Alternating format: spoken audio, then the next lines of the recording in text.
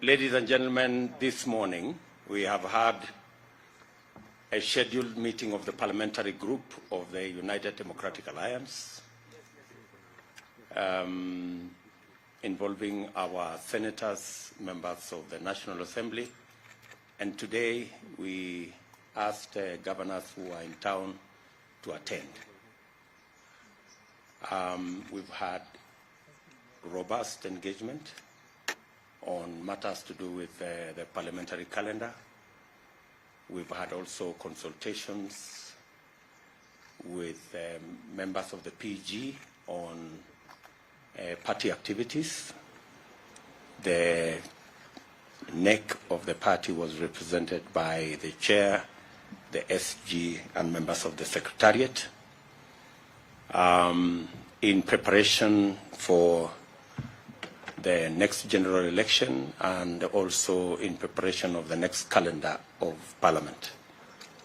We have engaged on many items on matters to do with the party and organizing the party to be ready for the forthcoming general elections after the announcement and the gazettement of the 9th of August 2022 as the date for the elections.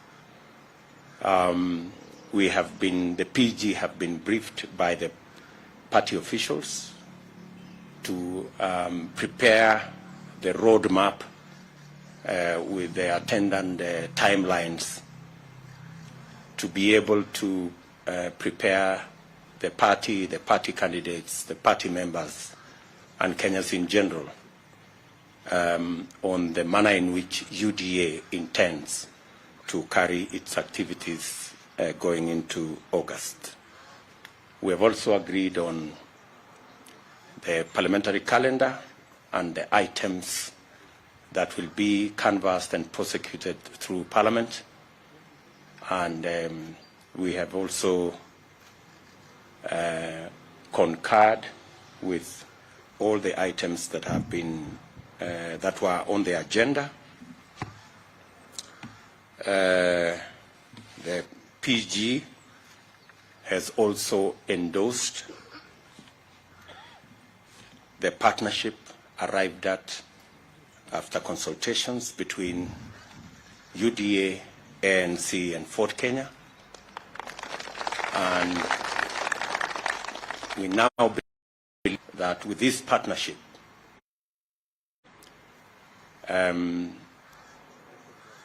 the country has been given direction on the next general election. We believe that all independent arms of government should perform their duties as required of them by the Constitution, and we will support all institutions, independent institutions, in making sure that we have a credible, a free and fair election. We have taken a very firm position against violence, and the party's position to its members, to all our candidates, is that violence must never be part of the equation as we canvass for votes going into this election. We expect the IG and all the other institutions of government to ensure that notorious participants of elections that have a track record of violence are stopped from continuously injecting violence into our election equation. We want a firm commitment from all candidates that they will publicly disown violence. We want to challenge every presidential candidate, especially the presidential candidate of ODM, to clearly, firmly, unequivocally renounce violence. He has had the excuse of trying to explain away instances of violence perpetrated under his watch. As a party, we are making an unequivocal commitment to the people of Kenya that UDA, its members, its candidates, will not participate in violence of whatever nature. We expect the same from every party and every candidate, because Kenya deserves and should have a peaceful election.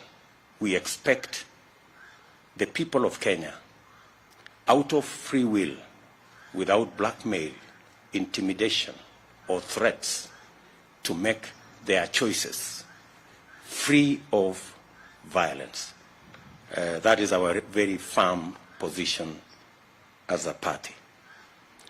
I'm going to ask members of the PG to read the statement on behalf of our parliamentary group, starting with Alice Wahome.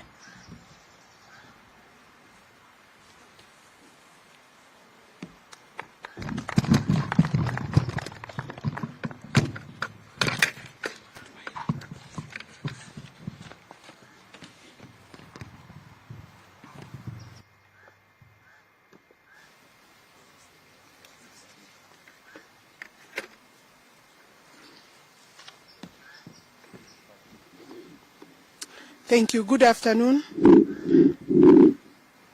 The statement is given today by the PG of the United Democratic Party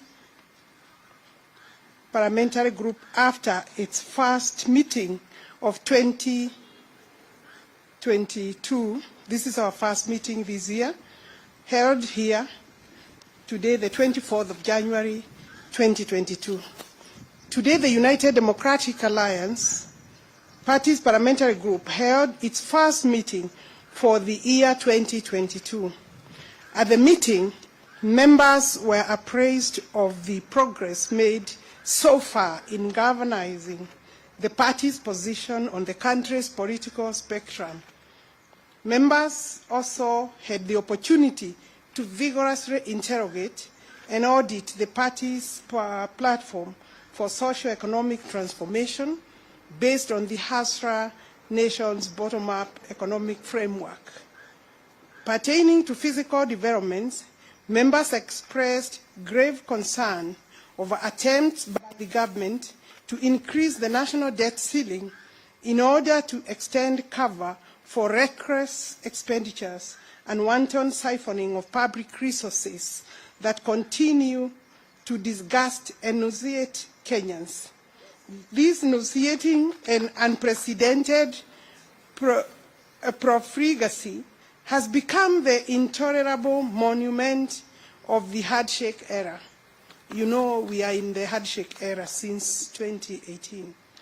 Accordingly, the PG resolved to resist any further attempts to burden the people of Kenya with the unaccountable debt. Party members have therefore resolved to oppose the proposals in the finance bill to tax people of this country any further. The UDA, as a matter of policy, is categorically opposed to the anti-poor fiscal measures and the sort of predatory taxation or the use of national revenues to sponsor unconscionable wanton waste. We look forward to participating vigorously in parliamentary business that will generate pro-poor measures and policies to address the urgent problems of the majority. As a first step, the UDA Parliamentary Group has also resolved to amend the budget policy statement in order to increase the allocation to the counties to near 35%. We see this as a practical measure to increase resources to finance service delivery at the real bottom of our socio-economic pyramid. And I confirm that it is true. We met yesterday and we were guests at the ANC National Delegates Congress, and we did today confirm the movement forward, and we will engage and continue to engage the Ford Kenya and ANC, including their parliamentary groups that will be meeting with them soon. Thank you.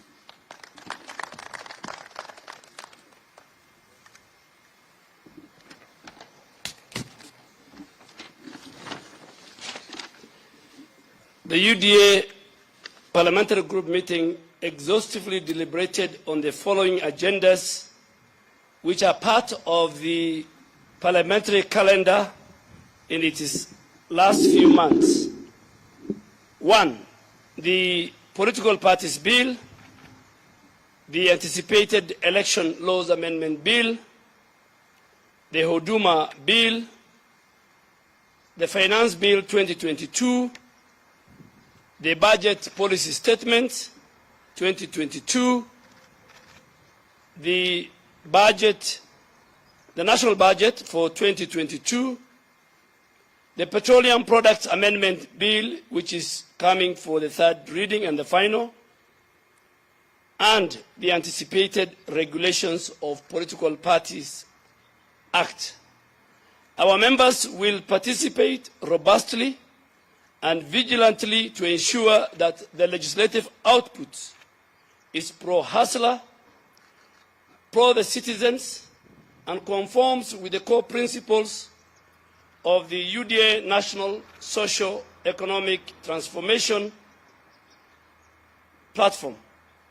We are fully cognizant of the ongoing drought affecting various parts of our country, and we must give this matter serious attention because drought occasions tremendous human suffering and inflicts devastating losses to pastoralists, farmers, and all people whose livelihoods depend on the agriculture sector, the livestock and beekeeping value chain system.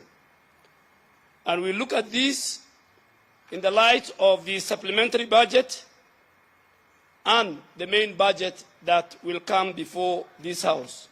And more specifically, our parliamentary group, in looking at the supplementary and the main budget, will allocate resources to agricultural farmers who are now beginning the planting season in order to cushion them and give them subsidy. And I ask government that the resources Parliament will allocate will act as subsidy to our farmers as they begin the planting season.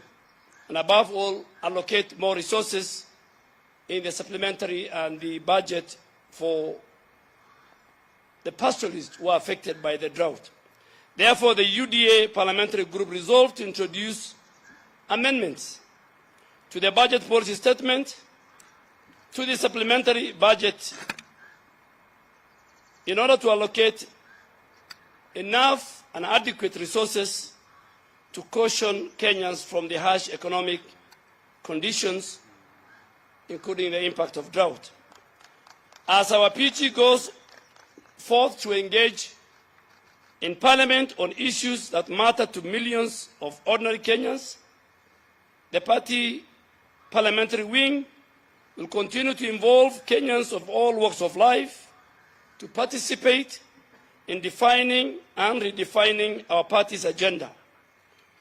And this involves wananchi from all levels are invited, and from all wards to all our counties, to join us and contribute to consultations that will discuss the economy of our country, how to revamp the economy under our leadership, that will be conducted in all the 47 counties that will be led by our economic team, working with our Secretary General at the party level. And this is what will produce the party's campaign manifesto at all levels, so that each and every Kenyan in every part of our country will have a role to participate in the development of the UDA manifesto. The UDA is committed in conducting its political activity in a peaceful, inclusive, respectful manner that optimizes democratic engagement and produces a cohesive national conversation. We therefore strongly deplore any form of inciting, divisive or discriminative activities during the campaign period or at any other time. Our communication and broadcast media must be tools of national building, not incitement and the propagation of hate within our society. Our criminal justice system must perform its constitutional duty of protecting freedom of the citizens and effectively dealing with antisocial tendencies during the campaign period. As our party leader and the Deputy President of the Republic of Kenya has said it earlier, the parliamentary group has also endorsed our partnership between UDA, ANC, and Ford Kenya, and we have agreed that on all programs, and even in Parliament, on all programs of joint rallies, and that our leadership in the National Assembly and in the Senate will have a further consultation with the leadership of ANC and Ford Kenya, so that at the legislature we form a common ground and a purpose that will benefit the people of Kenya. Thank you very much.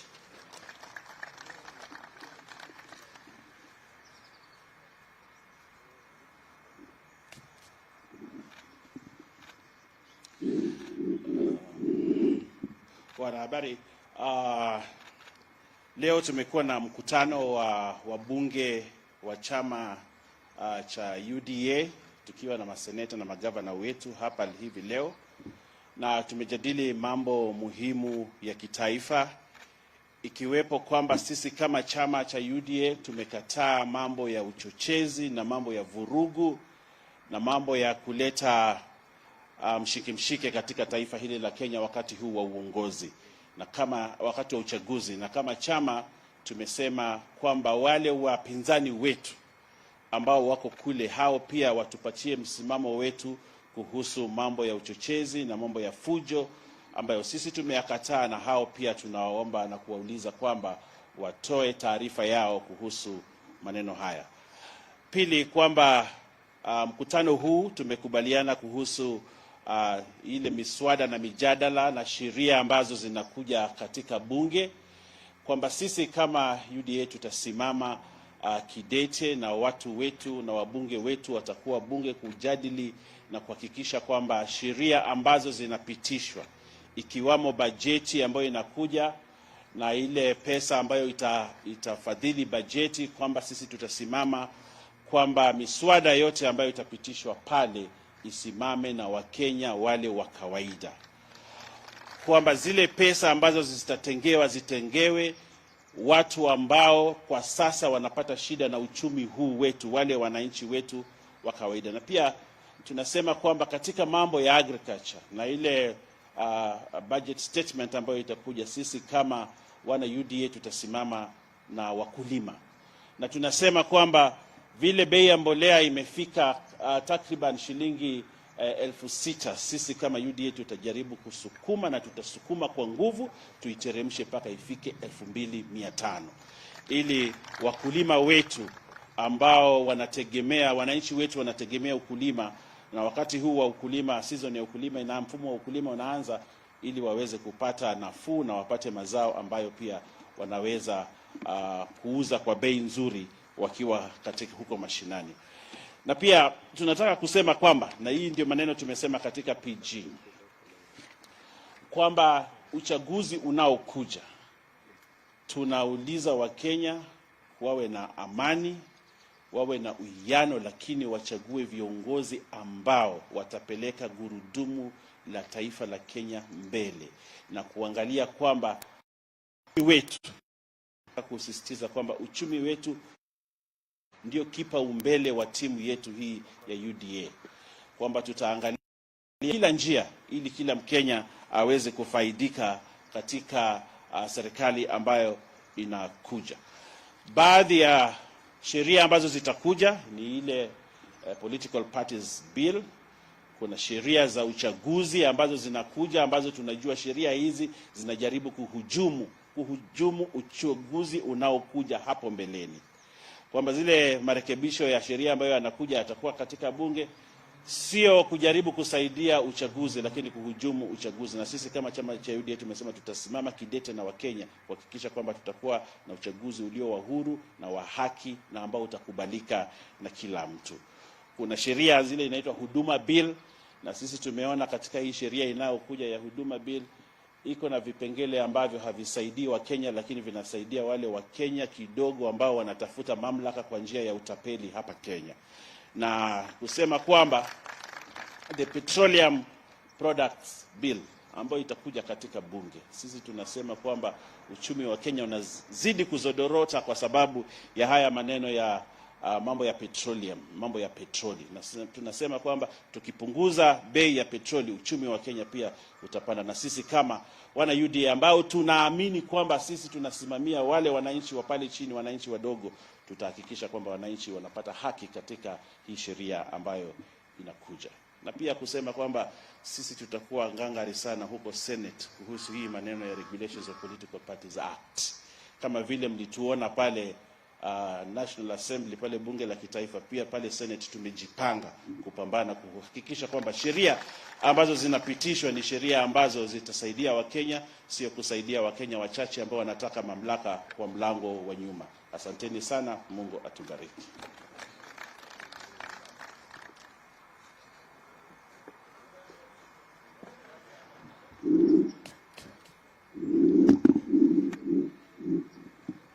As a UDA party, under the leadership of our party leader, Deputy President, we have had a very successful PG meeting, the first of such a kind in year 2022, and we have briefed the parliamentary group on the IEBC timelines as we walk towards the 9th of August 2022, specifically because the IEBC has now gazetted 9th August 2022 as the official date of the elections for all positions, beginning from the presidential level up to the MCA level. In preparation towards this date, this election date, the party has briefed the parliamentary group of all the logistical preparations that the party has done towards the nominations, and we continue to assure our aspirants that every preparation is being made at the party level, at the NEC level, to ensure that everybody will get a free and fair chance to contest under the UDA ticket. And at this very early opportunity, let me welcome the partnership of the ANC and Ford Kenya. UDA is a big party, the doors are open, and we welcome many more such partners who would wish to partner, those who find consensus and mutual agreement with the bottom-up economic policy that is going to improve the livelihoods of Kenyans at large. We have also taken this opportunity to discuss the progress of the appointment of the polling center coordinators that has been happening countrywide in the 47 counties. This program was supposed to expire, the days for doing this program was supposed to expire last week, but we have extended this period to allow up to Friday of this week for all those counties that have not concluded the exercise to be able to take time and agree by consent how we are going to appoint and how they will appoint the names of polling center coordinators. The exercise is intended to strengthen the party grassroots structures. It is not intended to cause contestations or fights in the counties and constituencies and wards. So we encourage all our aspirants to work together and agree on that list of names, and these coordinators will be very effective in managing the affairs and the activities of the party at grassroots level. However, we would wish to clarify that these coordinators are not going to be conducting the nomination process, so there is no need for people to fight. There is no need for aspirants to contest over these names, but everybody must get a chance in giving a name of a polling center coordinator, especially when they are registered as aspirants within the UDA party. So thank you very much, and we continue to welcome everybody to join the UDA party. And the young people who have not registered as voters, you have a window right now. IEBC is having an enhanced voter registration program running up to the end of the month. Please make a point of registering if you are not yet registered. And for all those who would like to join the UDA, please visit the e-citizen, resign from the parties that you have been, the parties you do not want to be in, and join the UDA party. Asante sana.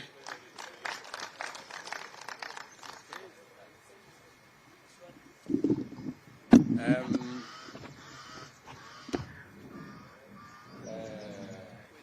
me request maybe one or two questions just to clarify on the subject matter that has been discussed in the PG. So, yes, Mr. Muredi or Amanetonani Jama. Good afternoon, Deputy President. Good afternoon. Three questions. One question at a time.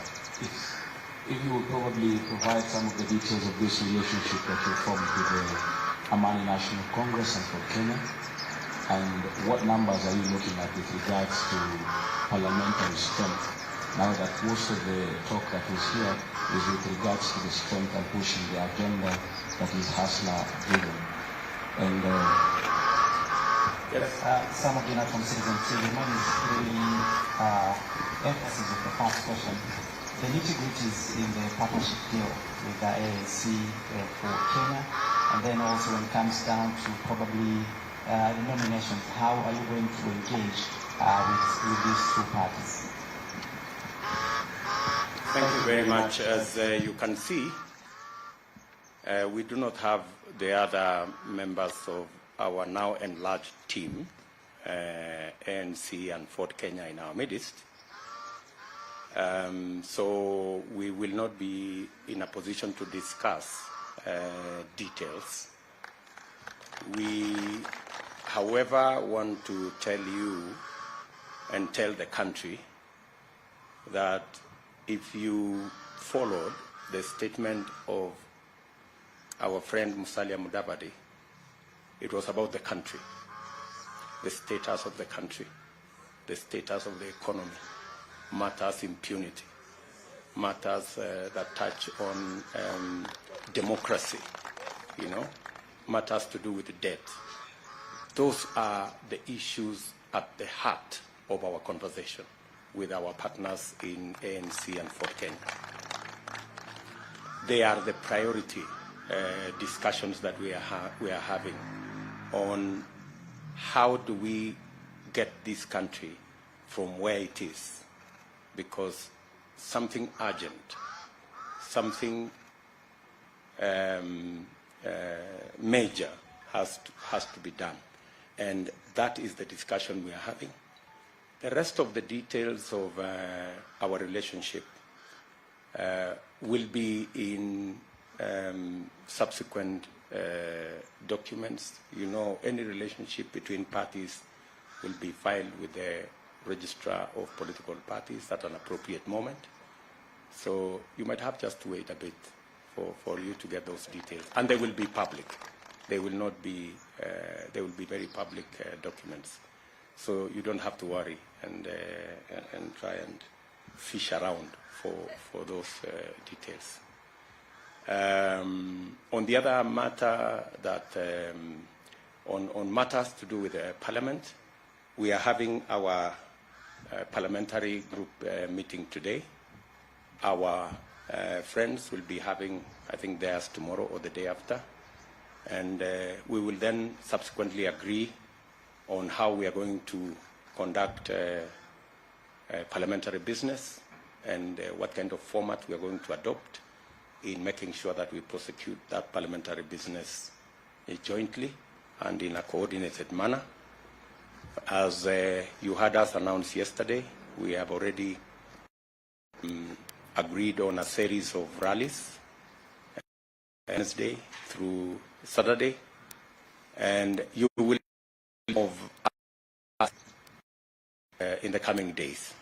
So relax. Any other questions? Yes, my good friend. That should be the last one. James Mbaka from this town. About two questions. One, you've taken a previous political forming a coalition. What makes ANC or for the Kenya rather getting a differential treatment in your arrangement and the invitation towards the general election? This is about the political parties and bill that is in Parliament. Your new partners have had different difference to how coalitions, political parties should approach elections. Now with the coming in on board for the can see, are you going to see that or really rather positions that will be thank you so much. UDA continues to believe that the way to eliminate ethnicity from something called kuzimia, you know, I mean, and those are the provisions we are against. The Constitution defines what a political party is. You cannot use the law to redefine